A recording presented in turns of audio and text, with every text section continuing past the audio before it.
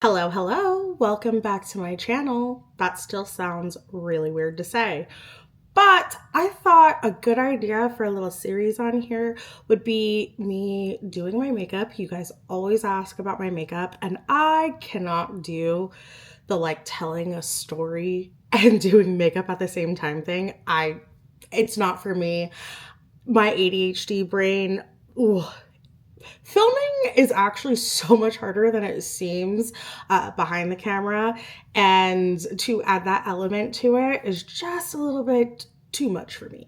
So I thought a cool thing to do would be me doing my makeup.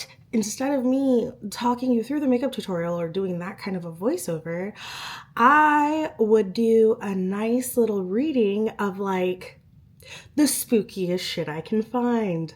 So yeah, let's get started and let me know down in the comments if this is stupid or not. I feel like it's cool. This is something that I would watch, so I hope you guys would too.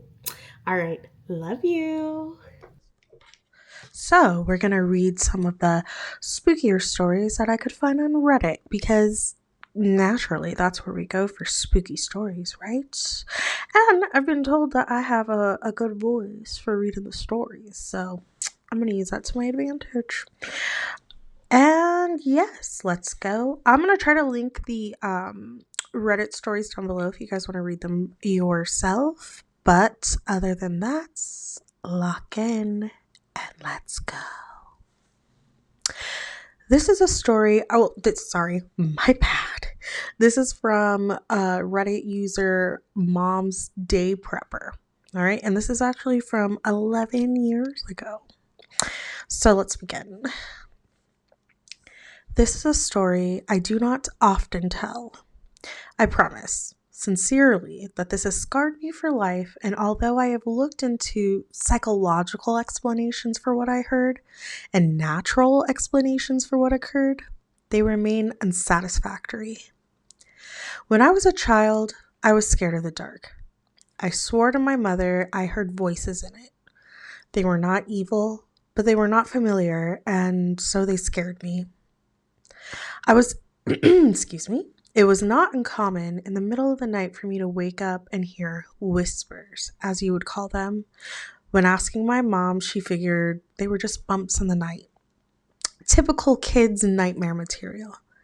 I tried often to explain to her that it was so much more than that they sounded different from one another.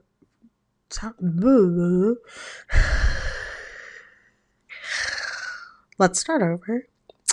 I tried often to explain to her that it was more than that they sounded different from one another the way people's voices do. Oh, hell no. On some nights, I would get so scared from these whispers that I would sleep in my mom's bed with her. It was an added bonus that the bathroom was directly outside of her bedroom door for my late night tinkles. That's cute. I should add at this point that when we were walking out into the hall to go to the bathroom, you looked directly down the stairs, and that would lead you into my living room on the first floor, as my mom's bedroom was on the second floor. On one such night around Christmas, I awoke and felt the need to relieve myself. I walked out from the door and distinctly heard the phrase, "Look," and to my astonishment, a red light, almost like a spotlight, was cast upon the wall at the very bottom of the stairs. The light had no other source. It was by itself, and I was transfixed by it. Being a little kid, and it only being a few days away from Christmas, I knew what this light was. It was Santa. How else could he get into my house to know I was being a good boy? I was so excited, I began walking down the stairs to greet him, picking up my pace after the second step as it began to creep off the wall and fade into the darkness in my living room. And that's when I heard him. Oh, hell no. I'm creeped out. It's 1 o'clock in the morning while I'm filming this. Ooh. Oh. And that's when I heard him. A very strong masculine voice, different from the first. Not at all like my father's. Not to say he isn't masculine. It was just distinctly different. It said, "Stop right now. Go back up those stairs." I listened, turned around, and what happened next, I am not sure I would believe if someone had told me the same story. After reaching the top of the stairs, I heard a very loud crash that sent me running back to my mother's bed, where I jumped straight under the covers and stayed there the whole night.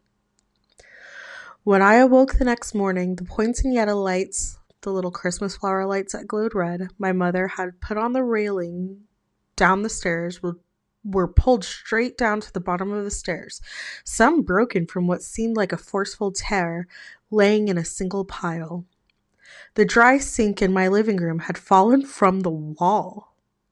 My mother could not explain it, and my father was worried that we had been victims of a home invasion. My sister was crying.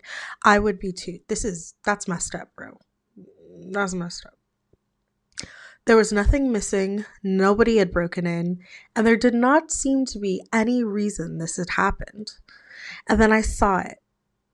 And I kept quiet about it because I was so afraid that I could not force the words out of my mouth.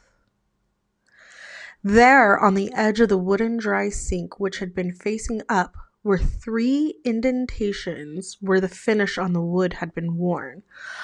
Almost as if in a forceful grip. Something down there had grabbed it and threw it down. That's what the bang was. I was mortified. After that day, I never heard a single voice again. I do not like to imagine what was waiting downstairs for me that night, if it had been anything at all. But I can tell you the reality was that something had physically acted upon 2 things in my house near the bottom of the stairwell. After this, I had never heard another whisper again, which is sad because in some ways I would like to thank the man or masculine energy that had stopped me from going down those stairs. This happened when I was like 7 or 7.5, as I like to say at the time. I am 20 years old now, and because of this incident, I am still afraid of the dark, especially shadowy stairwells. Yeah, absolutely not. That's gonna be a no for me, dog. Lots of like creepy things like that kind of happened to me and family members in my childhood. I pretty much grew up in a haunted house, and it was extremely spooky to say the least. I'm not sure if the house was haunted or if it should really just that members of my family are haunted. There's some weird things on my grandmother's side that may have affected us or not. I'm not really sure, but spooky things happen to us. And I remember stories of that nature happening in my childhood. I'll never forget when I was in high school, my grandfather worked nights and my grandmother was out of town and I was there just by myself, 17. So I'd often have, friends over, sometimes a little party or two.